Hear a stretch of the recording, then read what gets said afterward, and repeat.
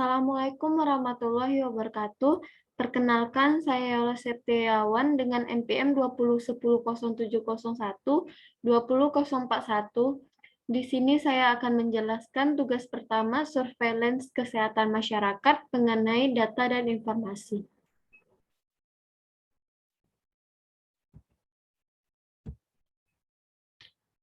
Yang pertama, data dan pengertian data dan contohnya. Menurut OS tahun 2009, data merupakan fakta tentang orang, kejadian-kejadian, serta subjek lainnya yang dimanipulasi dan diproses untuk menghasilkan informasi. Nah, menurut Loudon dan Loudon, tahun 2012, data merupakan aliran fakta-fakta mentah yang mewakili peristiwa yang terjadi dalam organisasi atau lingkungan fisik sebelum diatur dan disusun ke dalam bentuk yang dipahami dan dapat digunakan. Jadi, kesimpulannya, data ialah fakta, angka, simbol mentah, ataupun kejadian-kejadian yang kalau tidak disusun tidak mempunyai arti apa-apa, sehingga data harus diolah lebih dahulu sehingga menjadi informasi supaya bisa diterima oleh penerima. Lalu jenis-jenis data dan contohnya. Yang pertama, berdasarkan cara memperolehnya. Yang pertama, data primer adalah data yang diperoleh dan dikumpulkan secara langsung dari objek yang sebelumnya sudah diteliti oleh sebuah organisasi maupun perorangan. Contohnya, data hasil survei dan wawancara. Lalu yang kedua ada data sekunder. Adalah data yang diperoleh dari sumber lain yang sudah ada sebelumnya. Contohnya, data sensus penduduk. Lalu yang kedua berdasarkan sumber. Yang pertama, data eksternal, yaitu data yang didapat dari luar organisasi ataupun tempat di mana penelitian tersebut dilakukan. Contohnya, data kependudukan, data penjualan produk perusahaan lain, dan data jumlah siswa sekolah lain. Lalu ada data internal, adalah data yang bisa diberikan secara langsung dari sebuah organisasi maupun tempat berlangsungnya penelitian itu sendiri. Contohnya, data kepuasan pelanggan sebuah perusahaan. Lalu yang ketiga ada berdasarkan sifat. Yang pertama ada data kuantitatif, yaitu data yang diperoleh dengan melakukan survei sehingga mendapatkan jawaban berupa angka. Contohnya, data umur warga di kelurahan X yang disajikan dengan statistik.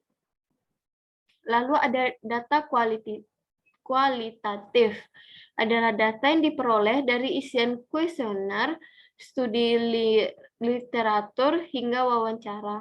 Contohnya, kualitas pelayanan rumah sakit atau kuesioner tentang kepuasan pelanggan. Lalu, pengertian informasi dan contohnya. Menurut Gordon B. Davis dalam bukunya Management Information System, Conceptual Foundation Structure and Development, menyebutkan informasi sebagai data yang sudah diolah menjadi bentuk yang berguna bagi penerimanya dan nyata, berupa nilai yang dapat dipahami di dalam keputusan sekarang maupun masa depan. Lalu yang kedua, menurut Barry E. Cushing, dalam buku Accounting Information System and Business Organization, dikatakan bahwa informasi merupakan sesuatu yang menunjukkan hasil pengolahan data yang diorganisasi dan berguna kepada orang yang menerimanya. Jadi, informasi ialah hasil sebuah pengolahan data yang telah diterima akal pikiran dari pihak penerima informasi yang kemudian bisa digunakan dalam pengambilan keputusan. Informasi adalah sejumlah data yang telah diolah melalui pengolahan data dalam rangka menguji tingkat kebenarannya dan ketercapaiannya sesuai kebutuhan. Sedangkan data merupakan bahan mentahnya. Contoh informasi seperti telah terjadi kecelakaan mobil di jalan raya lintas bypass siang tadi pukul 1 WIB. Korban jiwa sebanyak 4 orang yang merupakan satu keluarga dan meninggal di tempat. Lalu yang ketiga, mengemukakan cakupan informasi di bidang kesehatan. Yang pertama ada SIGNAS atau Sistem Informasi Kesehatan Nasional. Merupakan suatu sistem pengelolaan data dan informasi kesehatan yang mencakup di semua tingkat pemerintah secara sistematika dan terintegrasi untuk mendukung manajemen kesehatan dalam rangka peningkatan pelayanan kesehatan kepada masyarakat. SIGNAS juga merupakan sistem informasi yang berhubungan dengan sistem-sistem yang lain, baik secara nasional maupun internasional, dalam kerjasama yang saling menguntungkan. Kerjasama diatur sebagian rupa, sehingga tidak mengabaikan kepentingan bangsa yang lebih luas dan rahasia-rahasia negara. Lalu yang kedua ada SIKDA atau Sistem Informasi Daerah. Merupakan suatu sistem informasi yang dikelola oleh pemerintah daerah, provinsi, yang dirancang untuk memenuhi berbagai persyaratan minimum yang dibutuhkan dalam pengelolaan informasi kesehatan daerah. Dari proses pengumpulan, catatan, pengolahan, sampai dengan diseminasi informasi kesehatan. Lalu yang ketiga ada SIMPUS atau Sistem Informasi Puskesmas. Merupakan suatu sistem informasi yang dikelola oleh puskesmas. Tatanan menyediakan informasi membantu pengambilan keputusan dalam melaksanakan manajemen puskesmas dalam mencapai sasaran kegiatan puskesmas. Sumber informasi SIMPUS yaitu yang pertama ada sistem pencatatan dan pelaporan terpadu puskesmas yang merupakan sumber informasi utama SIMPUS, sedangkan informasi lain berperan sebagai pelengkap. Yang kedua ada survei lapangan, dan yang ketiga ada laporan lintas sektor dan sarana kesehatan swasta. Lalu yang keempat, mengemukakan manfaat informasi kesehatan dan jelaskan serta berikan contoh. Nah, ada beberapa manfaat dari sistem informasi kesehatan. Yang pertama itu mendukung manajemen kesehatan,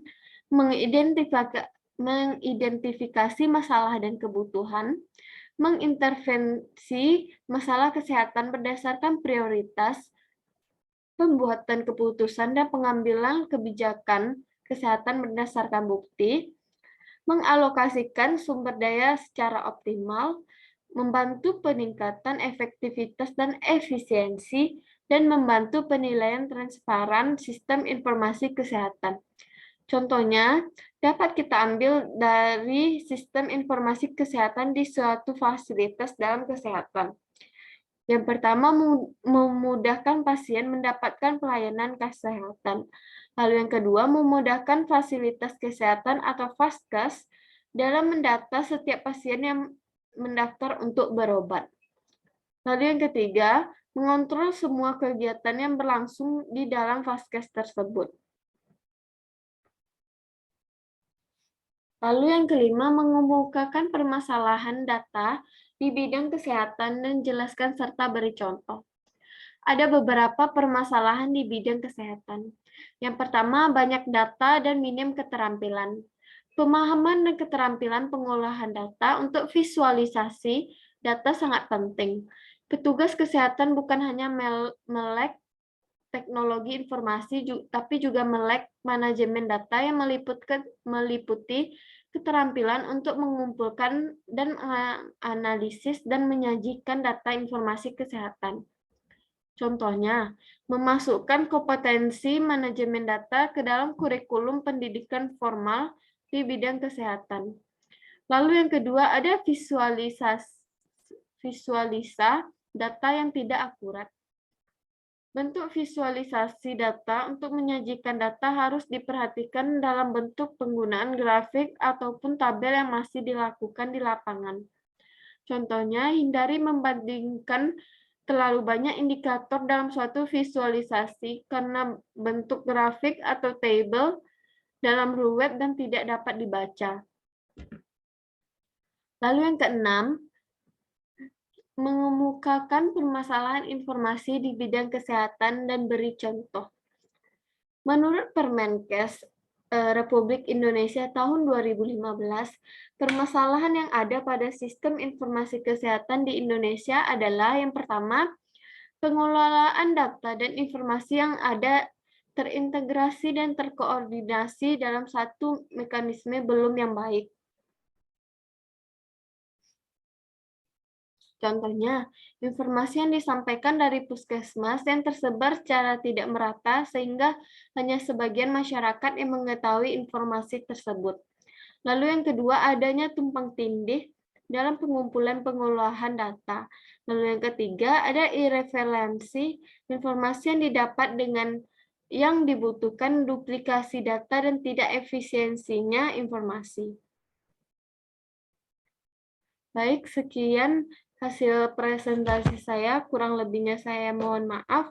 Wabillahi taufik walhidayah. Assalamualaikum warahmatullahi wabarakatuh.